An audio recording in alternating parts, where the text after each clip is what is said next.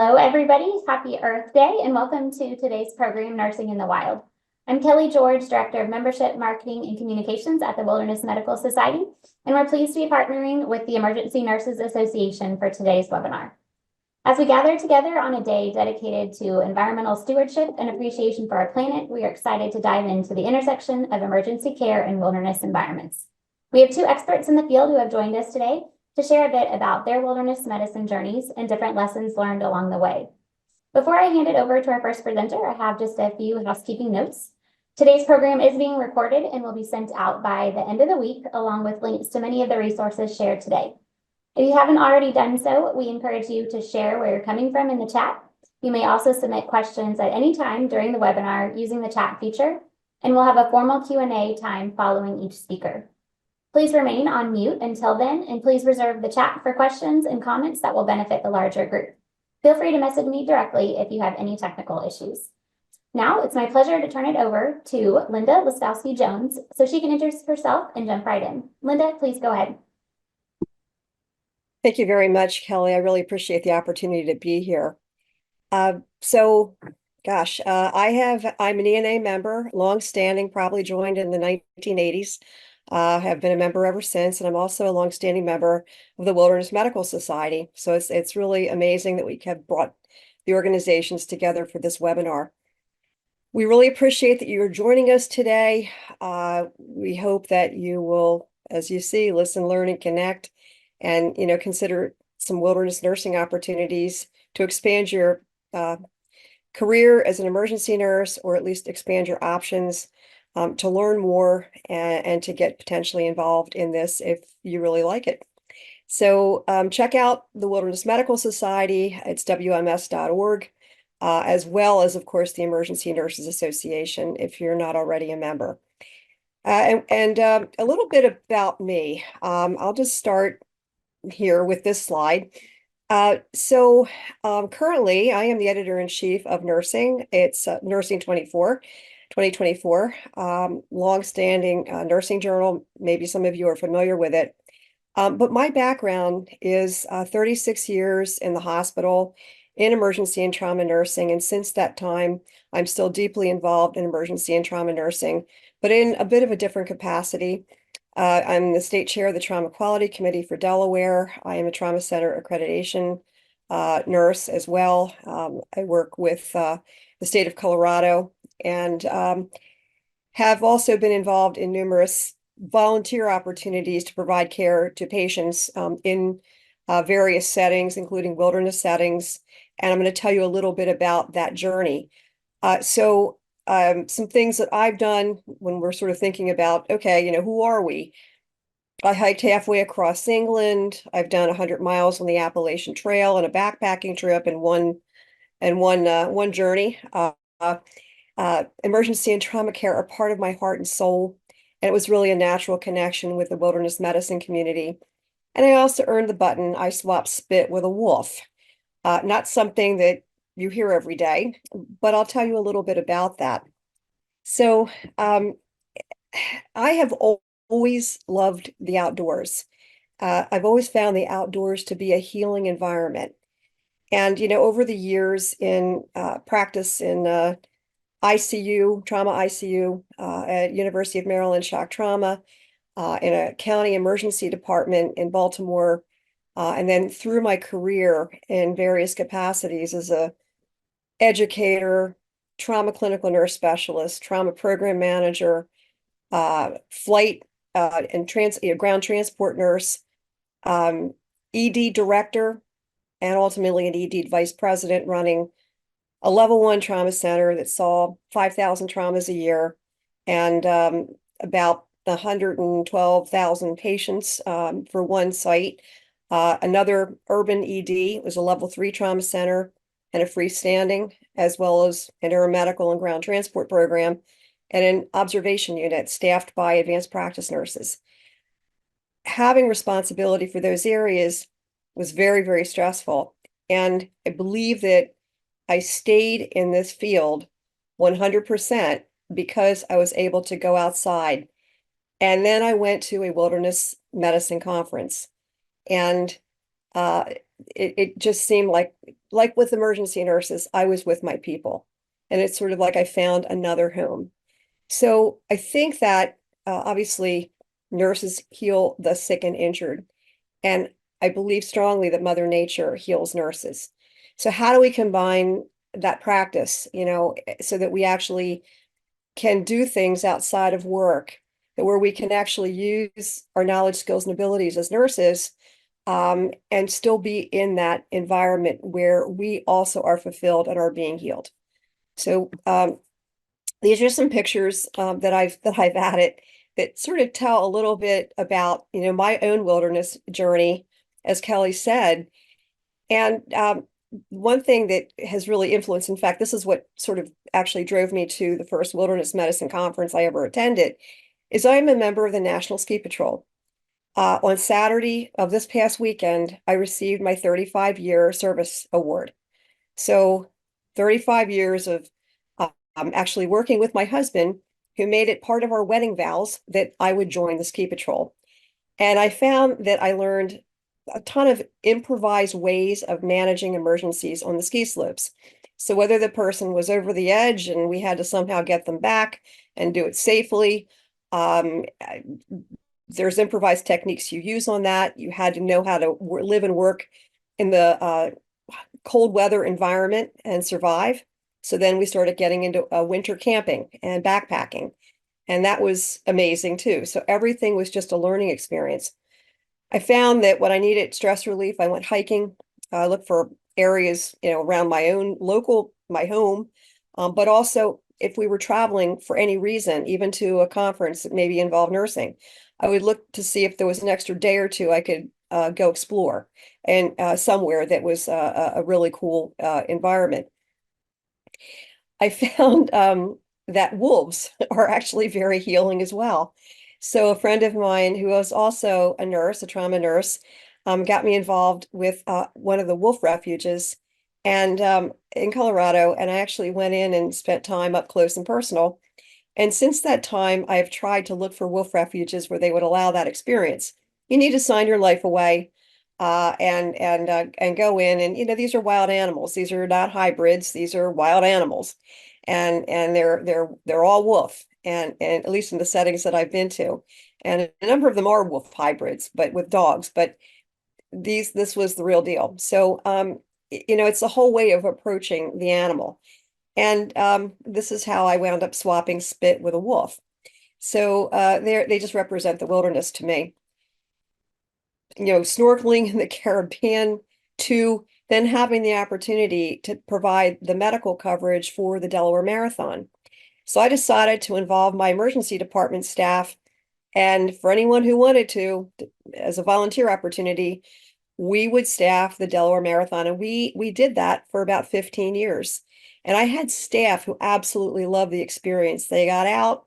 We had some really beautiful days, and they went out into the course, and then we had a medical tent, and we dealt with some really serious illnesses and injuries, including saving two marathon runners' lives through our efforts. So we had all the ALS capabilities. I wound up ultimately later importing some emergency physicians and also some sports medicine physicians, and we worked as a really well-coordinated team. Then came the kayaking. So I've been a kayaker for a long time. We started covering triathlons, the swim portion, and being out with the swimmers and making sure that they were safe in their journey. And ultimately, I really had on my bucket list to get to Alaska and to do some hiking in Alaska. And that last picture there is our one of our uh, uh, places that we went. It's in Alyeska, and just a gorgeous view. So wherever I can go, where I can hike, I'm all about it. So what actually is wilderness nursing? So wilderness nursing really involves knowing how to provide care in a wilderness setting or an austere environment. You don't have that traditional access to healthcare resources. So you are truly on your own. And you've got to think about what you have with you, what is in your environment, what might be on another member of your party as far as their equipment and supplies. where you can actually help a person in a setting where there is no other help immediately available. Some examples, and these really run the gamut. It could be disaster aid work, where you decide to go and volunteer with a disaster medical team, and you're helping people in a devastated environment, and you're dealing with all manner of illnesses and issues, trauma wrought by that disaster. What do you have with you? What can you use? And then how do you keep yourself safe in all of that as well, and work well with the culture of the people that you're helping? You can do these coverages for these outdoor adventures, which could be anything from an adventure race where maybe someone is going out and, running up a mountain, carrying a load and going through all kinds of obstacles. It's the mud runs, it's all of that. And that's also kind of part of the event medical team. Or it could be something just short, and they just need someone to cover, that event. You may be interested in becoming an expedition medical team member, where you're going out, it could be anything, to a research station, out in Alaska or in, the Arctic Circle, or, maybe something much more close to home, but they need someone who can provide that care. It also may be that you have an interest in going out and practicing in a medical setting. Maybe it's a little tiny clinic in a very austere environment, and you just want to go do a stint there because it seems like a fascinating thing to do. Uh, you could also just be out enjoying, your vacation, and you're in the middle of nowhere, and now you've either encountered a person or a member of your party has something happen, whether it's an illness or an injury. How do you manage that when healthcare is a real distance away and you've got to manage on your own for a while? So wilderness nursing sort of teaches all of you that, and teaches all of that. And here again are just some of the pictures of some of the medical coverages I've done. So again, staging for a swim portion of a triathlon, covering one of the Spartan races that was held at our ski area. And there's all manner of obstacles there that people encounter, where you may actually have to go in and effect some sort of rescue. People jump over fire, and some of these events, not that one, but they have to run and they encounter electrical wires that are hanging, and so some people don't do real well with that, and wind up, needing medical attention. There's water events, so you're using those skills. And also, I mentioned the marathon. The lower picture is me with another woman who is a nurse. Also, she's an emergency nurse from a different hospital, but a number of the medical providers from the ski patrol wound up joining in and covering that event. But wilderness medicine, as far as what is it? Wilderness medicine, wilderness nursing. Wilderness medicine is sort of the big kind of umbrella over all of it. It is all about understanding what is in your environment. This is the information that you don't get necessarily in nursing school. It's what you don't hear about. Now, emergency nurses definitely have a greater grasp on a lot of this, because if you take the CEN exam, certified emergency nursing exam, some of these areas are covered in that exam. So for example, the first picture is of a black widow spider, and you do learn about black widow spider bites, and you may see them in your practice setting. But you will learn about the toxins and what to do about that spider. There are plenty of other insects and arachnids and arthropods out there that have healthcare or medical implications. And again, the body of wilderness medicine, wilderness nursing kind of clues into all of those things. It could be how to actually secure someone so that they can be carried out if they need rescue and are unable to safely ambulate. And this is one example of a rope litter that we put together at one of the wilderness courses that I took. and you work with a team and you feel a whole lot more confident in your skills. Like, what would we do? How would we actually make this rope litter with what we have, in the environment that we happen to be in? Um, you also learn about some of the poisonous or toxic plants in your area. So, for example, a few weeks ago, took a picture of this. It is actually a seed pod from Jimson weed. What is going to happen is this seed pod is going to open up and a beautiful flower, will grow out of it. And this flower is white. It may be referred to as Hell's Bells. So Jimson weed is Datura stramonium, excuse me. And interestingly, each seed contains zero point 0.1 milligrams of atropine. If people consume these seeds, they are hallucinogens. There's also scopolamine and other substances in there. And there are fatal doses from this plant. This plant grows all over the place in areas where I hike regularly.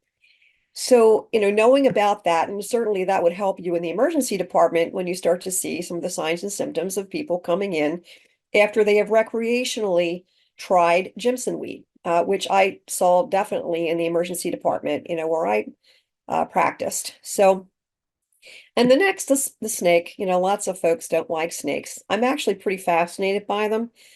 We only have the copperheads in Delaware, but I've certainly been a lot of places where all of the cotton, or the pit vipers, are located. So rattlesnakes, cottonmouths or water moccasins, or rattlesnakes, cottonmouths or water moccasins, and coral snake, copperheads. So this is actually a water moccasin, and it was right behind the kayak of a friend who, if some of you have been following wilderness medicine, a physician named Seth Hawkins, he's a good friend, and he took this picture and he said, you can use it. So that was pretty intimidating to have a water moccasin chase your kayak as you're going along. And then water purification techniques. How do you make the water safe? And this would certainly be important if you're going into like an expedition setting. So, we teach these things and they will help protect us, the members of our party. And it's super interesting information. This was the grizzly bear that approached us. Now we were in a tour bus, but we were in Alaska. We were in Denali. And my window happened to be open, and this bear was right underneath the window. It was so close that as my husband was taking some pictures out the window, he didn't see the bear. I'm looking down as the bear is coming up. So I'm trying to get the window down. He's trying to figure out why I'm trying to close the window when he's getting pictures. So anyway, you have to have awareness, situational awareness. The other picture below, this is a person who came into our emergency department and actually was the victim of a lightning strike. And you can recognize that the necklace she was wearing superheated, and you have skin burns. And it's hard to see probably on the slides, but she had something known as coronographic markings, which are the branching and ferning markings of a lightning strike, the skin reaction, essentially, the skin manifestations of a lightning strike. So we were able to resuscitate her, and fortunately, she is doing quite well. The middle picture, I'm not wearing gloves because it is my husband. He had an avocado injury after we stopped for a bite of lunch while kayaking. So it is, managing wilderness wounds.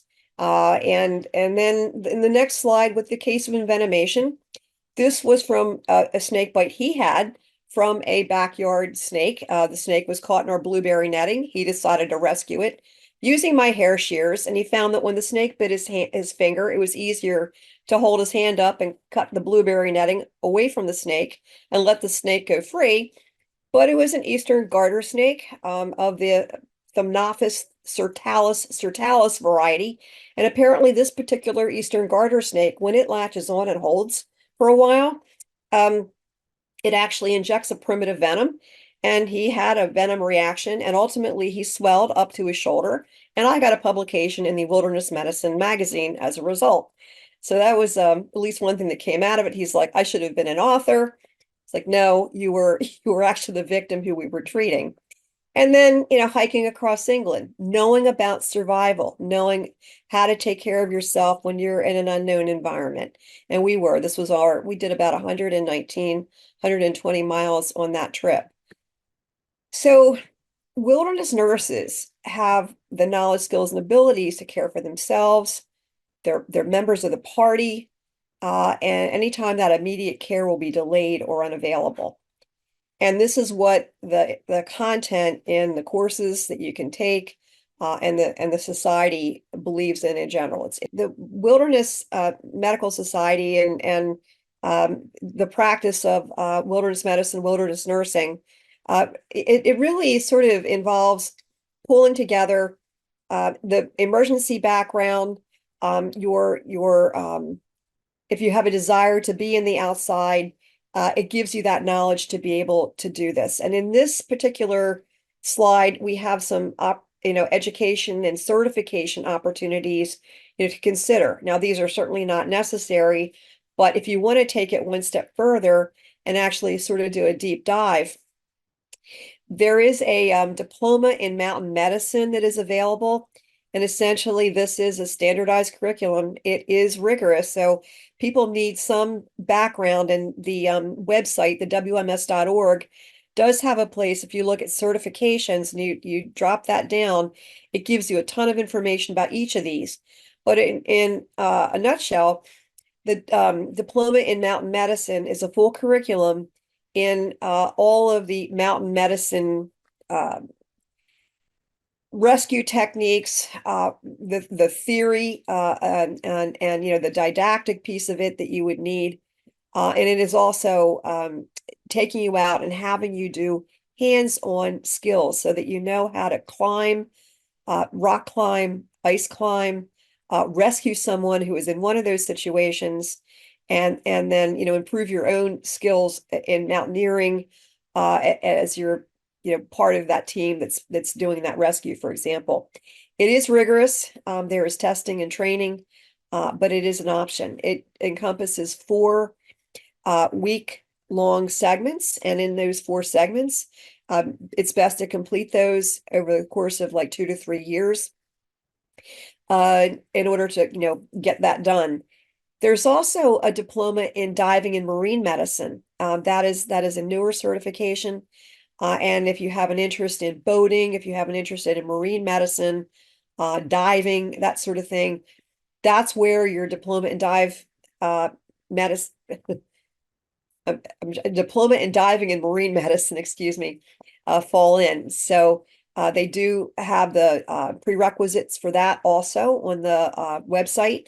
I have not done the DIMM or DIDMM, but I have done the next one, the Fellowship in the Academy of Wilderness Medicine. And what that is a curriculum that lays out exactly the coursework you need. And it is a full curriculum in wilderness medicine. So it covers all of the key topics, combination of lecture skills, so you get those hands-on experiences. But also there are requirements for like your life experience. And so, for example, if you're writing something that is, published on a wilderness medicine topic, you are doing volunteer work in an area that would be included in that wilderness medicine, overall type of setting. There's those sorts of things that would also be given credit for that life experience. And all of that is listed out again on the Wilderness Medical Society page. So it's about 100 credits for completion of your FOAM. And my husband and I did it. I think we finished in 2010, and it was a really great experience. And that program has evolved from when we first started, where the WMS didn't really have a great way of tracking. And so you're tracking all this yourself. Now, every time you do something that falls into one of the FOAM credit areas, if you're in that program, you can actually see where you still need to target your credits, whether it's in anything from women in the wilderness to going and getting more skills in spinal immobilization or stabilization, improvised splinting, things like that. So it tells you where you should be picking up those credits. And the Wilderness Medical Society offers conferences where you can actually go and get those classes and those hands-on experiences as well. So these are some options, and I thought maybe I missed one. No, maybe not. Uh, so about the Wilderness Medical Society. So it is a nonprofit. It was established in 1983. Interestingly, that was the year I graduated from nursing school. I wish I knew about it before I did. I joined in 2005. So you can see the mission, and it's really about, encouraging, fostering, and supporting, conducting activities to improve scientific knowledge of the members and the general public, because many of the members are not necessarily in a healthcare field. They may be lawyers, they may be people in climatology. There's a really rich membership. And I think what everyone has in common is a love for the outdoors, and also those of us who are in healthcare fields, have a love for practicing in these settings. And the membership is completely interdisciplinary. And in fact, all of those certifications, the Diploma in Mountain Medicine or Dive Medicine and FOAM, nurses, RNs, and advanced practice nurses are welcome to do all of that. So you go in, like my name is Linda, right? And the person next to me who's a physician, it's, Seth or whoever it happens to be. And it's a very inclusive group. So that is the other thing that has always drawn me to it, is I feel like I'm with people who are very like-minded, and they have a passion, for the subject, this topic, and overall this area of practice, and working with each other and networking and kind of doing some cool things. Now, the important thing about the Wilderness Medical Society, it is evidence-based. Okay, it is a scientific organization. You can go get a lot of wilderness education from a lot of different places. And the issue is that, it's still fun, and it's certainly the thing to do if this is what you want to do. But if you're interested in evidence-based practice and those who are setting the standards through high-level research, then WMS has that piece of it. But they also have everything else too. So they've got the fun, they've got the networking, they've got cool opportunities to do great stuff, whether it's hiking up to Everest Base Camp and maybe being part of a team at Everest Base Camp, to going out and doing a med sail in the Caribbean. So, the sky is the limit, and you just have to kind of look and see what's available.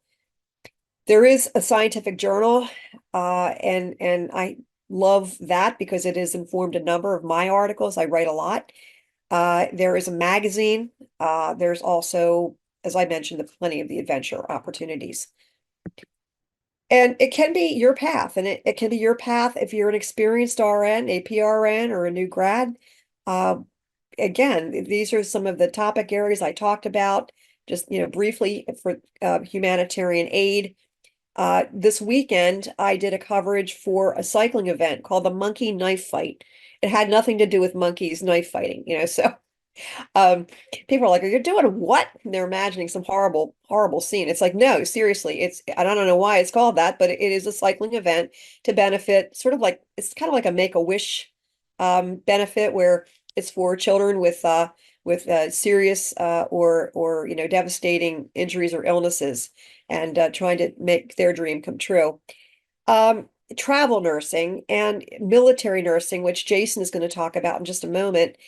And then there's also other areas for membership participation, such as committees and continuing medical education.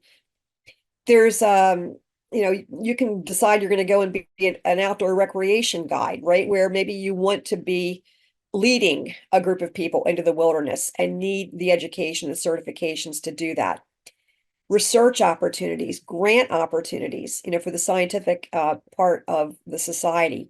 And then, of course, things that many of you may be interested in, such as search and rescue or expedition medicine, again, where you're that team member, you're the provider, right, with the group. And it may be, staffing some of the different events, or clinics, or, whatever is available. And the adventure races where people not only are doing the small scale, but also the large scale where you're running 100+ miles through deserts and into high mountainous areas. So it's all of that. And I think it really broadens your mind about how to improvise, how to see things differently, and sort of getting out of your normal, four walls of a hospital setting. And there's lots of courses, and there are affiliates to Wilderness, the WMS, such as like National Outdoor Leadership School, for wilderness first responder training, if you're brand new to this whole thing, or Adventure Med. And that would be, for example, wilderness life support for the medical professional. I'm an instructor in that and regularly teach doctors, nurses, APRNs, PAs, EMTs, paramedics, nurses, everyone those skills to save a life in a wilderness setting. So you can check out these groups as well as many others. You can also check those out on WMS.org if you have an interest. My advice is to follow your dreams, to try new things, and don't let challenges become barriers. And I will disclose one thing here that I think is important to know. So a few years ago, I partially paralyzed my right leg. I wear an exoskeleton on that leg. Uh, I couldn't ski at the point where I did this. I'm not ruling it out for the future, but for now, I'm doing work in the aid room of the ski area and doing I'm teaching outdoor emergency care. I am still hiking, I am still kayaking, and I'm doing every single thing that I can to kind of push past that barrier. And honestly, wilderness medicine has helped, kind of keep me focused on the things that I really enjoy. So don't let those challenges become barriers. Pay attention to your intuition and your surroundings. You learn how to do that, how to keep yourself safe. Learn everything you can and network, and you'll meet some very, very cool people. So I think because I want to turn this over to Jason, why don't we move into his talk next? I'm going to advance the slides for him, and we will answer questions at the end. And you can also email me, and I'm happy to connect with anybody who really wants to talk more about this. Okay, so Jason. All right. Thanks so much, Linda. It's always hard to follow you. You've had such an awesome life and career. And so, kind of leading into one of my fun facts, I remember the last time we gave this talk, I saw the wolves and I was like, oh man, I need to start hanging out with more apex predators to be like Linda. So, sharks I have found out are a little bit friendlier than you think. My name's Jason Muse. I'm an Army nurse by trade, as you can see from the get up today. I've been a nurse in the Army for the last 12 years, so just over a decade. My first 3 years were spent as a med-surg nurse at the military's premier level 1 trauma center in Texas, Brooke Army Medical Center. I spent time on a trauma ward there, the ER, the burn center. So I got a really well-rounded base of knowledge before deploying to Afghanistan in 2014. From that point on, I spent the next 7 years doing, what we'd call austere nursing or wilderness nursing full time, working everywhere from here in the States, in the Mojave Desert, the high desert of Eastern Washington, the Philippines, Indonesia, Palau, kind of all over the Indo-Pacific. After that, these last 3 years, I spent a year at what would be akin to our corporate headquarters up in DC at the Pentagon, working policy and then some high level planning for things like, I was there in 2021. So we had COVID vaccine rollout, which the Army handled a lot of the movement and logistics for that, the withdrawal from Afghanistan. So there's a lot of complicated austere nursing issues associated with that. We did not anticipate the need for as many OBGYN nurses to go help deliver babies for refugees that were coming over.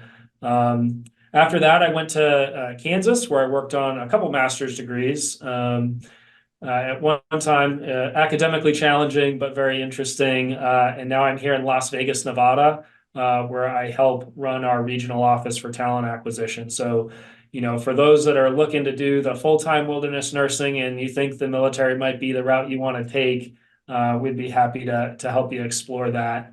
And it's an awesome field, as I'm sure you're going to see here in a second. So what gets me into the outdoors the most, I am a climber. I do identify as a, a trad dad climber. I love getting outside. This is a great place to do it. We got Red Rock Canyon here, Moab's, short 6 hour drive away. We've got Zion a couple hours away. So Vegas is a great base to get into the outdoors. Next slide, please. So standard DoD disclaimer, I'm going to talk a lot about Jason's opinions today, not Major Muse or the Department of the Army or Department of Defense, and I have no financial investment in this. Next slide. So let's talk about Jerry for a minute. You see Jerry in the ER all the time, right? Jerry, if you didn't get hurt, you aren't trying hard enough. I think it's really important right now for nurses to really expand their horizons when it comes to wilderness medicine, because during COVID, we saw a significant uptick in the number of outdoor users. I mean, it has been wild. I'm sure Linda's ski hill has been absolutely mobbed. I was out at Red Rocks climbing a couple months ago with some friends, and I was just shocked at the sheer number of people out there. And those people don't always come into these sports with any kind of training or education. They run down to their local REI, they buy a bunch of gear, they watch a couple of YouTube videos, and then you see them up there on the wall doing a lot of unsafe things. And so as nurses, if you've got an outdoor hobby that you're into, you can come at this from an education standpoint. I mean, these are patients waiting to happen. And so you can certainly get involved in what I call PSAR, preventative search and rescue. So this is definitely an opportunity, I think, for everyone. If you're not sure where to get involved, if it's search and rescue or the military route or ski patrol, even just having kind of a basic awareness when you're going into the outdoors and being willing to walk up to a stranger and strike up a conversation when you see something unsafe can go a long way. Next slide, please. So getting into my journey in wilderness medicine. So it started a little bit from a selfish reason. I've been in the outdoors since I was a young kid. I was a Boy Scout. I, got some first aid training there. I have always been super passionate about things outside. So I climb, I dive, I ski. I get up into the mountains. I go horseback riding. Now I'm shark diving, which has presented a whole new world of risks. And so all of those risks are something to think about when you're outside, right? Because when you're new to a sport, you don't really know what you don't know. And so the more you get involved with it, the more training you have, the more you learn about wilderness medicine, you start to see those risks. But thankfully for me, what my full-time job was for, a good 7 years of my military career was the risk mitigation side of things. You can go to the next slide. So in the Army, we call it force health protection, and it's where we look at the environments that we're operating in and try to figure out, what are the threats? Clearly from a military standpoint, there's a military threat, but what we see in conflict and in our training is that that's not why soldiers always get hurt or ill. It's disease and non-battle injury. So there are, car accidents out in the wilderness. A friend of mine out of Fort Irwin, California, in the Mojave, treated patients in the field. It was a head-on collision between two Humvees. So, he was treating a traumatic, two trauma patients out there with a backpack. He's a CRNA, and so he's out there with his backpack doing that.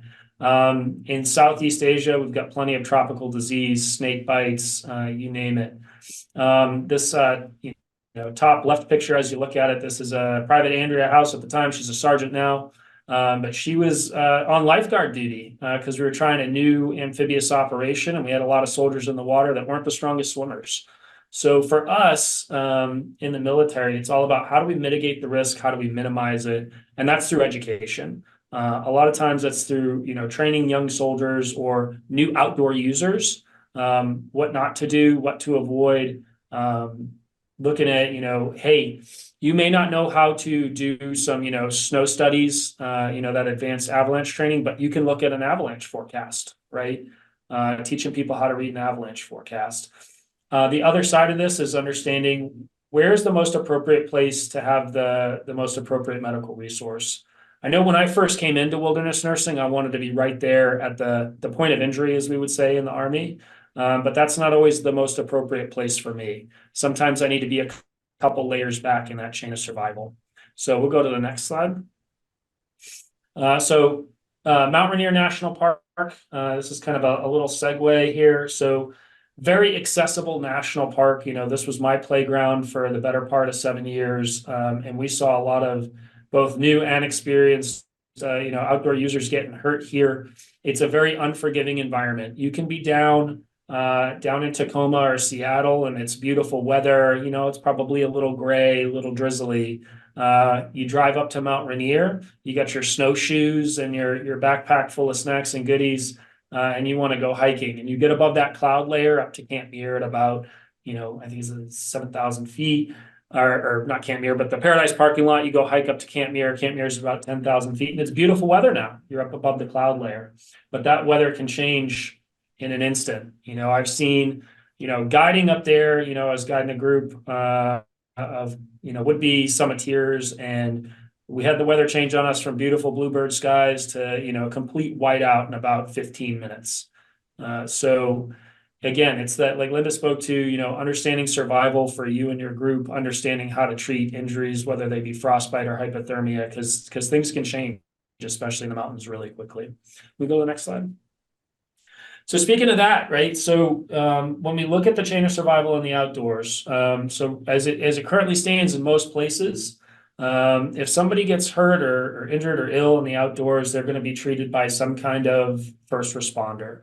That's typically, if it's a guide, typically going to be wilderness first responder, or mountain rescue first responder. That might be an EMTB. They're going to get passed off to either a advanced life support mountain rescue service, like Tacoma Mountain Rescue, or some county EMS service, and that's when they make it into your ER.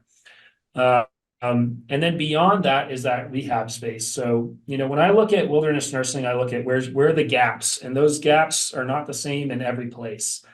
Some places, Washington State's got very robust mountain rescue services, very robust first responder services. We've got climbing rangers on Mount Rainier that are very well trained. So where do we as nurses fit in? Sometimes that's that educational space. So that preventive search and rescue, interacting with users at the trailhead before they even step off.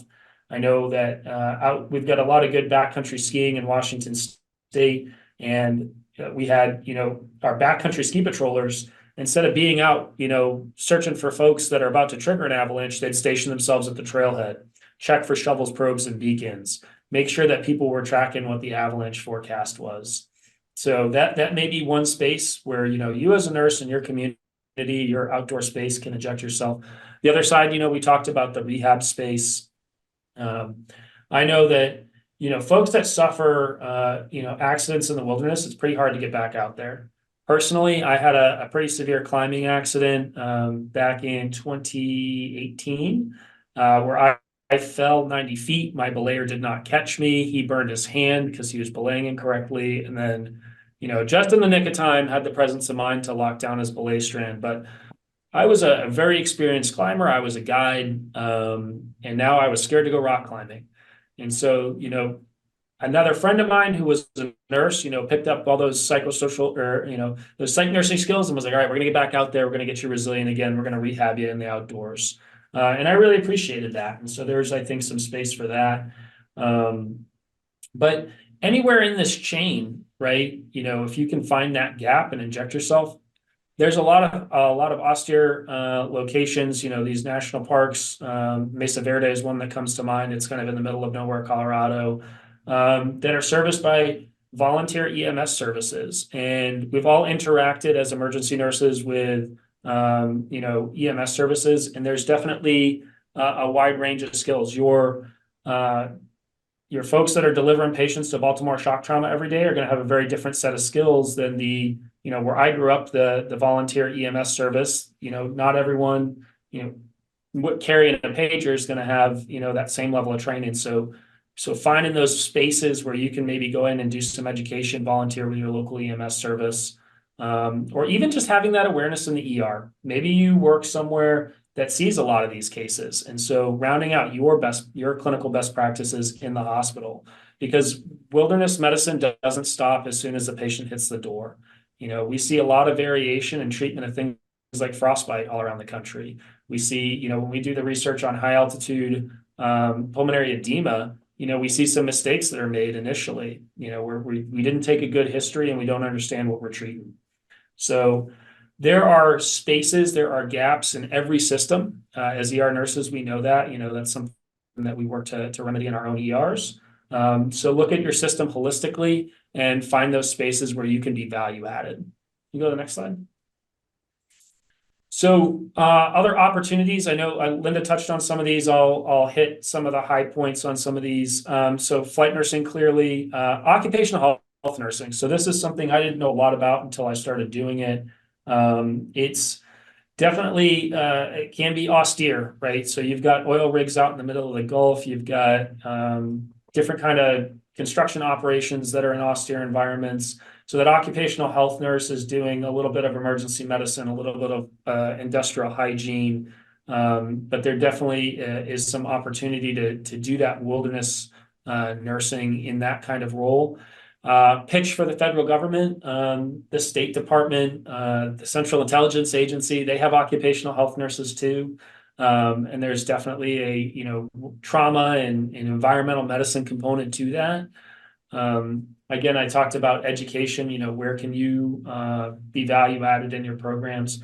For those that are very passionate about search and rescue, one roadblock I ran into, so I'm an Army nurse. When I'm working with the Army, I can do what my doctor tells me to do. In the environments I've worked in, it's not uncommon to see an 18-year-old EMTB throw a chest tube in someone. And so I was used to a very wide scope of practice based on my training, not on my license. Trying to get into search and rescue, I kept hitting this brick wall because I was not an EMT, I was not a paramedic, I was not a nurse practitioner, I was not a doctor. And so if you're really passionate about getting into search and rescue, look at your, what your state has, available for you as far as your licensure outside of the hospital goes. For your search and rescue teams, if they're looking for, EMTs, there are accelerated RN to EMTP programs out there that you can complete so that you have the licensure appropriate to participate in these organizations. Beyond education only. For pre-hospital RNs, this is a question I get asked a lot. And so I figured we'd talk about it a little bit today. This is relatively new in the grand scheme of nursing history. It is very different state to state. So I would encourage you to look at what is specific in your state. If you are super passionate about this, clearly licensure requires some legislative changes, but these should be collaborative efforts, right? And so that's getting involved with WMS and ENA. I know another organization that's working on this is a Special Operations Medical Association. So how do we clearly delineate what is a pre-hospital RN? What are they licensed to do outside of the hospital? What are they licensed to do when they step out of the helicopter or the ambulance? Those are definitely things to look into. All right, next slide. So this kind of rounds it out for me. How do I view wilderness medicine? Or wilderness nursing, I really view it as austere nursing.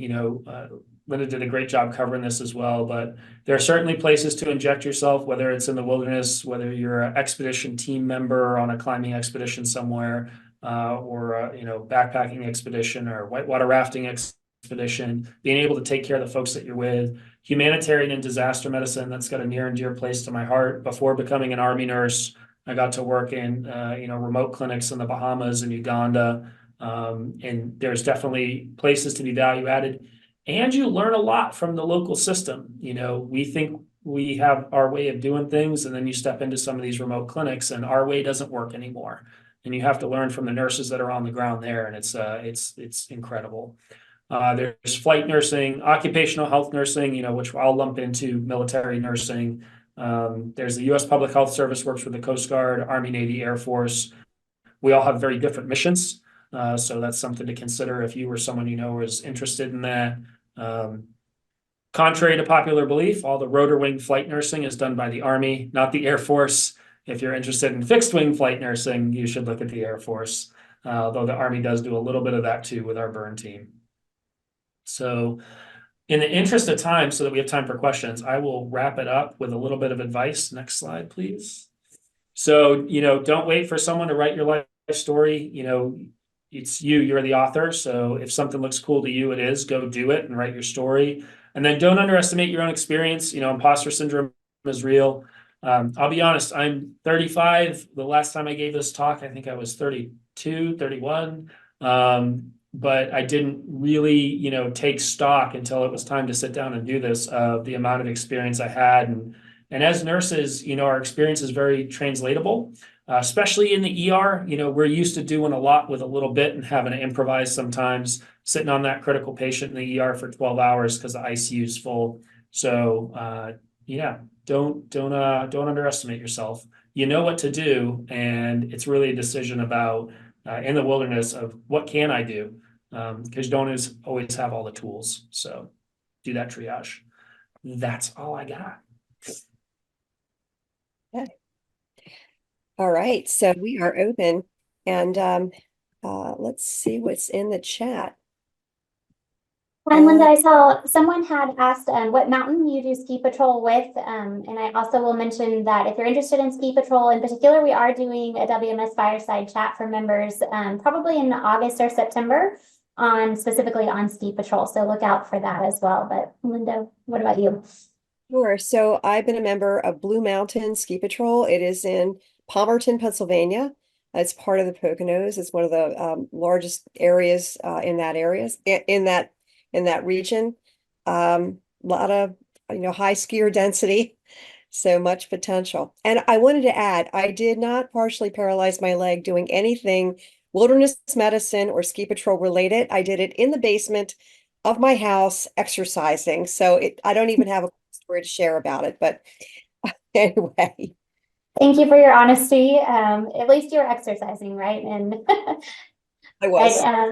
A good question here from, I believe it was Scott. He says, I'm an experienced RN paramedic headed to Yellowstone National Park next week to work for the summer in Mammoth Clinic and volunteer as a paramedic for the Park Service until October. Curious, what is the top 1 or 2 suggestions that you each would have for a first-time wilderness nurse? I have some ideas. I'm going to turn it over to Jason for his. But first of all, I would talk to the people who are there. There's probably some stable staff that are there through the seasons and find out from them what are the most frequent illnesses and injuries to be encountered, and then read on those areas. You certainly can get in any number of things when you're dealing, with that type of setting, but just go in, be open, and learn as much as you possibly can. Jason? Yeah, no, and a perfect piggyback off of that is understanding your systems, your SOPs in the park, understanding how your ambulance is packed, how your aid bags are packed. Like that stuff should be second nature when you roll up. And you're, experienced paramedics, so these are things but you're going to be presented with new situations, right? So you're not rolling up to an MVC necessarily, and so those stressors that you're normally used to are now novel. And so really being familiar with that. But yeah, I think that about covers it. Thank y'all. The next question is, in your opinion and experience, does having the specific ER or trauma ICU experience give you more credibility when looking for wilderness nursing opportunities? My personal feeling is that particularly emergency nursing does give you a lot more credibility because you're used to dealing with uncontrolled situations. And you learn the skills that are going to be applicable to any serious illness or injury in a wilderness setting, but you may just slightly have to modify them based on where you are and what you actually have with you. Jason, anything? Yeah, no, it's the experience is there, like you said, you know what you're doing. It's just how do I do it with instead of having, some nice ortho glass, I got a couple trekking poles and some webbing from my climbing rack. With that being said, though, I would definitely encourage anyone, even if you have no experience, start taking some courses through WMS. I think that, especially like our advanced wilderness life support, they do a great job of providing that context and taking what you learned in nursing school and applying it the outdoors. Because like I said earlier, a huge component of wilderness nursing is understanding what you can't do. There's a lot of stuff in the outdoors you're just not going to be able to do. And so, it's peeling that layer back. The other side of it is the improvisation, and there's certainly more than one way to skin a cat. As a nurse, you know that a broken bone needs to be splinted, right? And so it's what do I have to splint now? Or making a decision on evacuation. That's another thing that a lot of folks wait on. If you're an ER nurse that's been doing triage and you know that that patient needs to come back sooner than later, it's the same thing with evacuation. These little pearls that you get from the courses of carrying a pregnancy test in your aid bag. A lot of my junior 68 Whiskey combat medics are like, sir, why do you have pregnancy tests in your aid bag? We don't need that for combat. I'm like, yeah, but if I've got a childbearing age person, who's got abdominal pain, maybe I want to rule out an ectopic pregnancy when I'm making an evacuation determination if we've only got one helicopter. So there's a lot of little pearls that may not translate from the ER at all that you can pick up from these courses. And there's definitely a lot of wisdom that even just from nursing school, you're gonna be okay. So definitely check out the courses and get that context. And I love how we've got some crowdsourcing going on in the chat here. So thank you all who are helping out Scott and providing some contacts and advice as well. We might need to follow that same method for this next question because we get it quite often. Leah asked, what are some sites to go to for wilderness medicine job postings? So I'll add on a little bit, but Linda and Jason, if you want to go ahead first and if you have any advice there. Well, even beyond the postings, it's actually the networking that also can give you the information before the posting even goes up. So here's where like WMS has all these different groups that you can join, and there's like blog posts and you get an email if you have your settings set up that way where you can follow the discussion. And oftentimes in that discussion, there are opportunities that are mentioned that you may want to apply to. So that and Wilderness Medical Society does have resources where you can look into it, or you can contact somebody maybe who works in that area who can also fill you in directly. Yeah, from my perspective, networking is huge. I think especially a lot of the overseas assignments, if you're looking to do some of the overseas austere work, your reputation is huge. And so getting into these, organizations like WMS and being an active member will certainly open a lot of doors for you. On the government side, so, we talked National Park Service earlier, Department of State, USA Jobs, that is the job posting, site for all federal jobs. For the military services, it's obviously our goarmy.com, or I think it's gonavy.com. But for the government jobs, USA Jobs is a site to search. But definitely be discerning. There's a lot of registered nursing jobs for the federal government. Some of them are with the VA, some of them are with the National Park Service. So but yeah, the networking I think is huge. As you build your experience level and you get to know folks and they know, hey, this person would be solid to do this job working on oil rigs in the Gulf. Mm-hmm. Yeah, that was one of the big things that I was going to mention as well. People want to bring their friends along to these cool gigs that they get. And so the networking through in-person conferences and our online engagement platform, I think goes a really long way.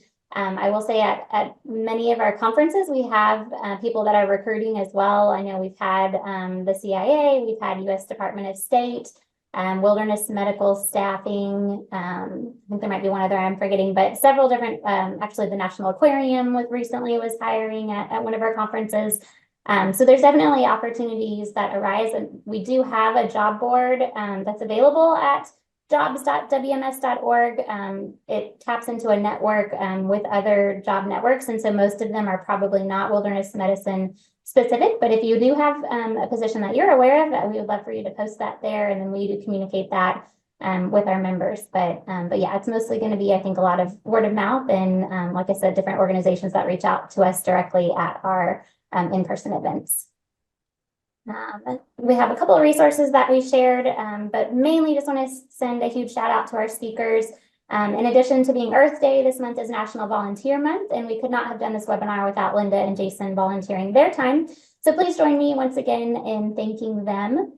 I always love hearing your stories and your advice, Linda and Jason. You both truly epitomize the WMS values of inclusivity, nature, education, service, and kindness. So thank you for all that you do.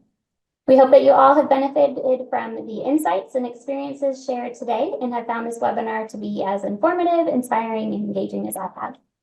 If you aren't already a member of the WMS or ENA, we would love for you to join us and get more involved. You can use the code ENA WMS 15 for a special discount. And there's several other articles and resources that we recommend checking out, and we'll send those links out in the follow-up email with the recording by the end of the week.